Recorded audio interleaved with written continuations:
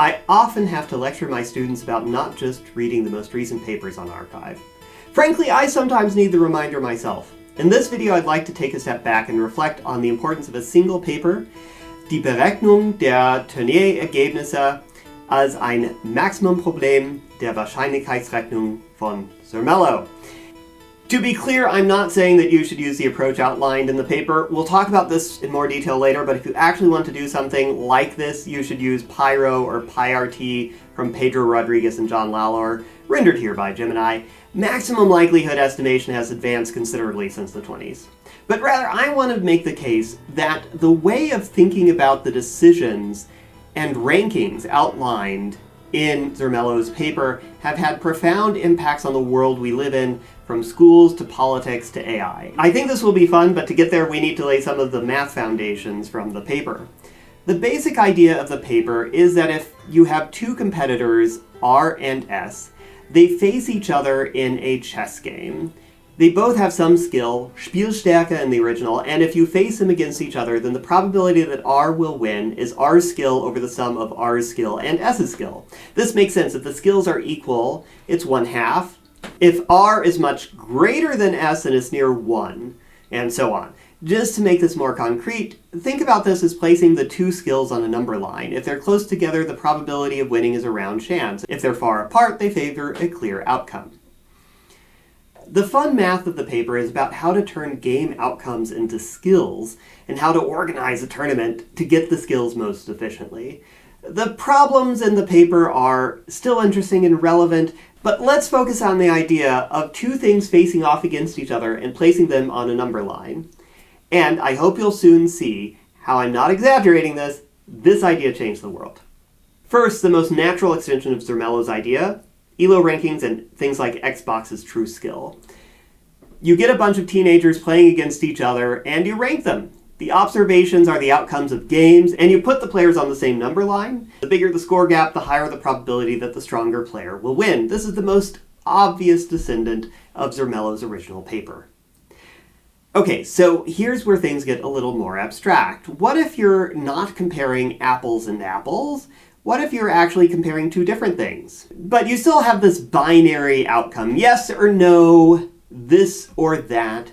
We'll see lots of these comparisons, so be ready to translate the initial idea of Zermelo into lots of different settings. Let's say that you're comparing students R to exam questions S. If the student's skill is a good match for the question, then there's a good chance that the student will get the question right. And the questions have difficulty. Then the skill you estimate for students becomes the standardized aspect of standardized tests. And then the observations are whether they get questions right on an exam. This is called item response theory, originally developed by Educational Testing Service. I have a video in the description about how this changed the educational system in the United States. Now, instead of comparing students facing down a question, trying to get it right, let's instead consider a politician looking at a bill, deciding whether to vote for it. This is called the ideal point model. This is less about ability than compatibility. If you are on the right side of the spectrum, you'll vote for things on the right side of the spectrum. This was originally developed by Poole and Rosenthal in something called Dominate. And so here what we're looking at is how close the legislator is to the bill that they're looking at. The closer they are, the higher the probability they will vote on the bill.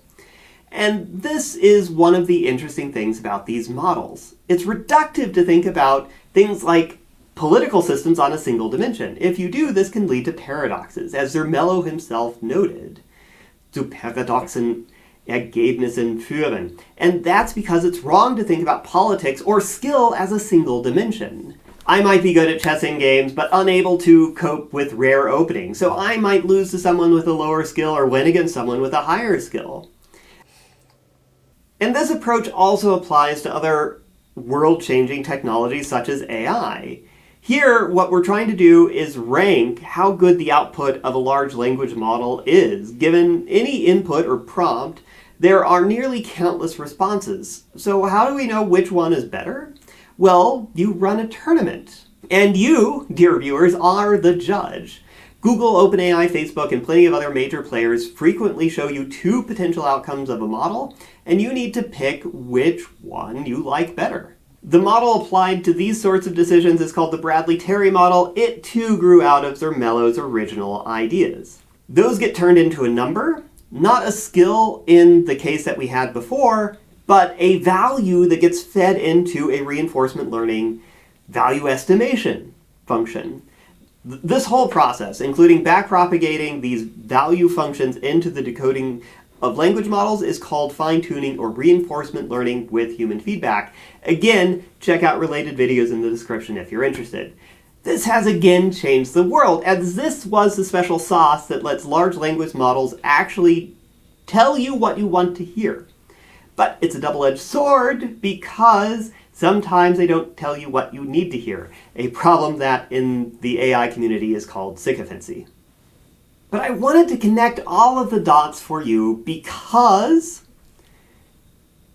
one, sometimes you can change the world just by thinking about mathematical problems around playing silly games, like chess.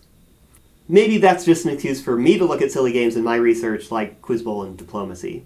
Two, these tournament models have changed the world multiple times over, and now that I'm becoming a grumpy professor, I feel that kids these days just don't appreciate the roots of these models. And three, if you can appreciate the family tree, then perhaps you can see opportunities for cross-pollination. Bradley-Terry models have been effectively incorporated into language models, item response theory models, track different users effectively, ideal point models effectively capture text-only inputs across multiple dimensions, and ELO models have been optimized for running ad hoc tournaments. For example, item response theory is being used to create better and faster leaderboards for new AI models. If you know about the common elements, it's easier for you to copy-paste ideas from one to have a breakthrough elsewhere and perhaps change the world again. And if you want to learn more, you can watch the next video about item response theory right now. Thanks for watching this video. I picked out another video that you could watch up here. If you want to get more context for the videos, check out this link or the link in the description. It gives you readings, programming assignments, and other things that might be more helpful. Finally, help me out and help other people find this content by providing a big gradient to the recommendation algorithm. Like the video, subscribe, or leave a comment down below with mistakes that I've made, newer research that has come out, or just tell me about where you are in your journey.